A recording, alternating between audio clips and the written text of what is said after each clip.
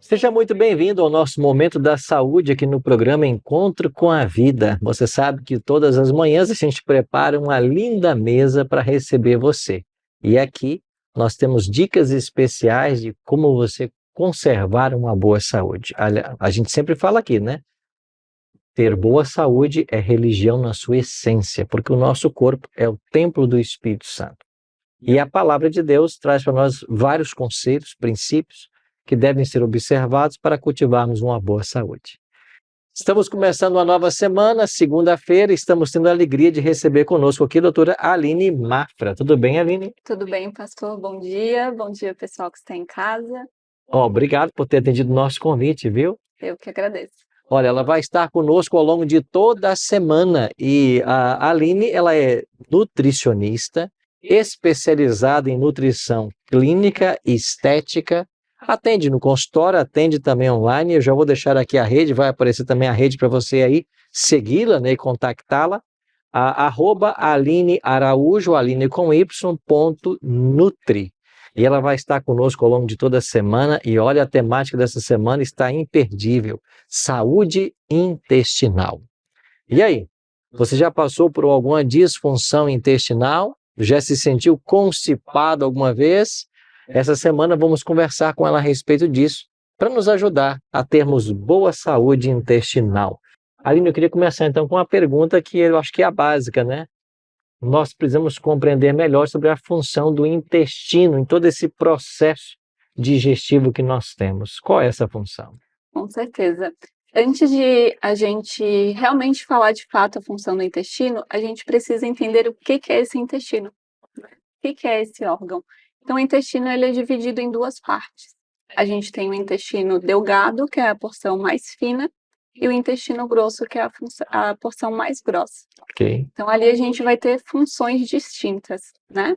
Muita gente acha que o intestino ele foi feito somente para excretar as fezes. A gente não imagina do quão é importante esse órgão para a nossa saúde. E dentre as funções, uma das principais é fazer a digestão dos alimentos. Então, tudo que a gente come vai para o nosso estômago, ali a gente já tem um pouco de processo digestivo, e depois a gente tem esse bolo alimentar indo para esse intestino fino, onde a gente começa ali secretar algumas enzimas para começar o processo de digestão. É verdade que alguns alimentos a digestão já começa também na boca? Ou isso é Sim. fábula? A gente vai falar sobre isso quando falarmos de mastigação. Vamos ter um tópico sobre mastigação. Com certeza. Ah. A gente tem algumas enzimas na boca que já começam um pouquinho ali de digestão. Então, a mastigação é um processo muito importante na saúde intestinal. Vamos falar disso então, tá? Com certeza. Então, aí no estômago também acontece parte da digestão e depois no intestino. Isso, depois nas duas porções do intestino, né? Uhum. Falando ainda do intestino delgado, a gente também tem uma parte que vai fazer a absorção de nutrientes e mais no intestino grosso também. Só que nessas duas porções que elas participam ali de certa forma juntas, a gente tem algo que é extremamente necessário para a nossa saúde, que é o sistema imunológico. Sim. Então, aquelas pessoas que geralmente se encontram muito doente, com a saúde sempre deficiente, a gente tem ali com certeza alguma comorbidade nesse intestino. Então, o sistema imunológico ele vem do nosso intestino. Então, aqui a gente tem uma grande função para a gente conseguir manter a nossa saúde. Entendi. Também o intestino ele faz secreção de alguns hormônios e também neurohormônios, como o hormônio da fome e saciedade, que a leptina é o hormônio da saciedade e a grelina é o hormônio da fome. Então, quando a gente fala de emagrecimento, como muitas pacientes vão até o consultório para emagrecer, às vezes elas querem fazer aquelas dietas mirabolantes, né? E quando a gente vai fazer ali a anamnese, pensar no que aquele paciente tem de sinais e sintomas, muitas das vezes a gente encontra pacientes constipadas por muito tempo. Então, o que eu falo para esses pacientes? Não adianta a gente pensar só no processo de emagrecimento se eu não começar a arrumar a minha casa de dentro para fora. Ok. A casa a gente precisa arrumar sempre dentro, para que aconteça uma harmonia, né? Depois a gente pensa na estética de fora, certo? Certo. Então a gente precisa sempre verificar como que está a saúde desse intestino para que eu tenha saúde de verdade, de fato, né? E aí depois que a gente tem uma boa absorção, uma boa digestão, os neurotransmissores, neurohormônios secretados de forma correta, a gente vai ter uma saúde com certeza muito melhor. E algo, pastor, que a gente tem hoje muito frequente: ansiedade, depressão, insônia. Isso parece tão comum, né, em todo mundo. Super comum. E algo muito importante para a gente destacar aqui é que no intestino a gente tem produção de 90% do neurotransmissor chamado serotonina. A serotonina é conhecida como o hormônio do bem-estar e da felicidade. E a gente tem o quê? Uma população doente, tanto de depressão, desânimo, ansiedade. Então sabe que a origem está lá no intestino. Exatamente. Então a gente precisa hoje dar toda a atenção ao intestino. Recebeu um paciente no consultório, uma das grandes partes dessa anamnese é a gente conversar como que está essa saúde intestinal.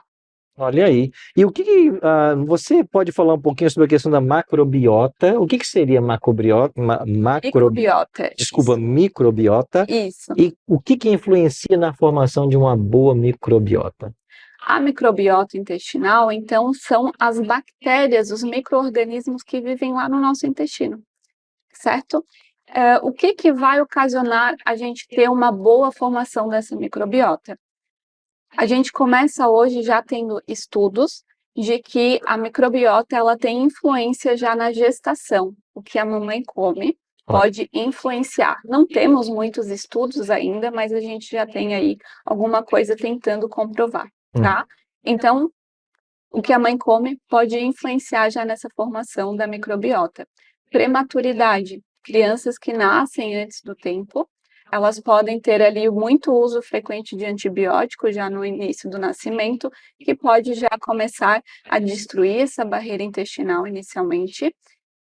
Crianças que nascem de cesárea e não de parto normal, porque quando a gente tem um parto normal, na cavidade vaginal da mãe, a gente já tem ali micro-organismos, né, bactérias boas, benéficas, para ir para a pele dessa criança. No nascimento já vai sendo protegido. Também. Então, influencia também, tá? E muito uso de antibiótico durante, né, ao longo da nossa vida. Então, aqui temos pessoas muito doentes, a gente tem ali, às vezes, a exposição ao antibiótico, que o antibiótico ele mata as bactérias boas e ruins do nosso intestino. Entendi. Algo também, falando ainda na formação da criança, a amamentação. No leite materno, a gente tem grande quantidade de probióticos também. Que vai ser muito bom para a saúde do bebê. Sim. E agora, falando do top master, a alimentação. Olha. Os hábitos durante a nossa vida, eles influenciam nessa formação e manutenção da microbiota. Então, a gente precisa de alimentação saudável, hidratação e atividade física. Bom, são quantos elementos, né, para compor essa boa saúde e ter uma boa microbiota? E é por isso que ao longo dessa semana vamos estar com a doutora Aline conversando sobre esses tópicos aqui, você não pode perder, tá bem? Amanhã ela volta para darmos sequência. O tópico de amanhã vai ser um pouquinho sobre a disbiose intestinal. Sabe o que é isso? Bom, amanhã eu vou te contar. Vamos agora então com o momento da oração intercessora com os nossos pastores e a gente volta amanhã aqui com a doutora Aline.